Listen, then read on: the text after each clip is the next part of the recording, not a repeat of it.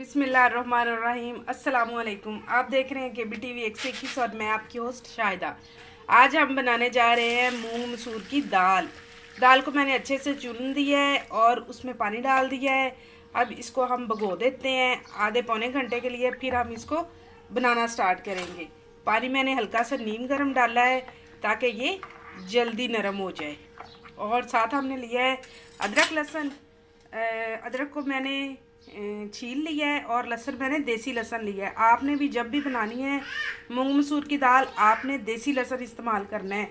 जो दूसरा लहसुन होता है उसका हिसाब चिकन और बकरे की जैसा ही समझ ले, ये फ़ायदेमंद होता है, वो बस फार्मी होता है। चले हम इसको बना लेते हैं, फिर पकाना स्टार्ट करते हैं। चलें, मसाला हमारा हो गया तैयार। अब हम अपनी दाल को पकाना स्टार्ट करते हैं। सबसे पहले हमने ली पतीली, उसमें हमने डाला थोड़ा सा ऑयल और इसमें डाल देते हैं छोटा छोटा कटा हुआ प्याज। इसको हमने करना है लाइट ब्राउन। चलिए,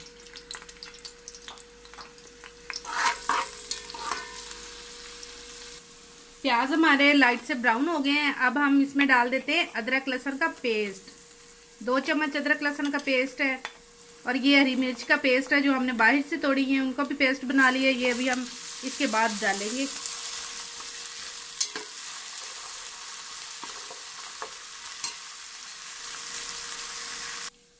चलें, अब हम डाल देते हैं हरी मिर्च का पेस्ट। इसको भी हम थोड़ा सा भून लेते हैं।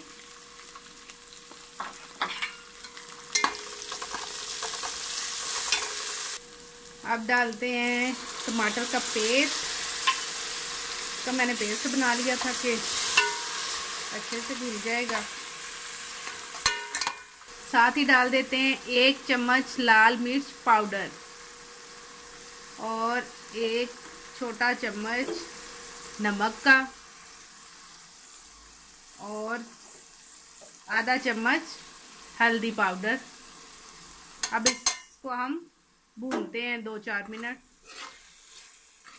मसाला हमारा तैयार हो गया है। अब हम इसमें डालते हैं दाल। एक बार मैंने पहले आपको हमने बनाई थी मूंग मसूर की दाल, तड़का ऊपर से लगाया था और मैंने आपको कहा था कि एक और तरीका है, वो भी मैं आपके साथ शेयर करूंगी।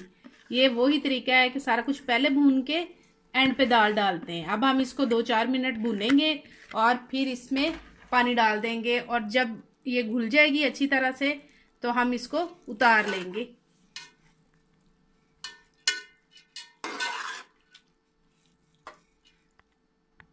दाल को हमने 2-3 मिनट भून लिया है। अब हमें इसमें डाल देना है पानी। बिस्मिल्लाह।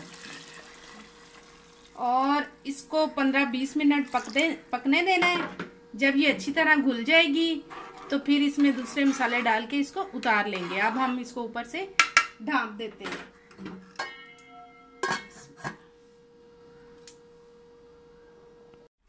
ये देखें, दाल हमारी बन गई है, पानी इसका थोड़ा सा रह गया है और बिल्कुल घुल गई है।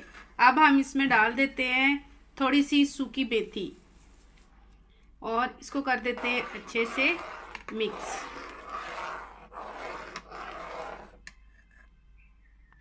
जी, दाल हमारी तैयार हो चुकी है। इसको अब हम करते हैं सर्व। इसके ऊपर थोड़ा सा हम डाल देते हैं जीरा।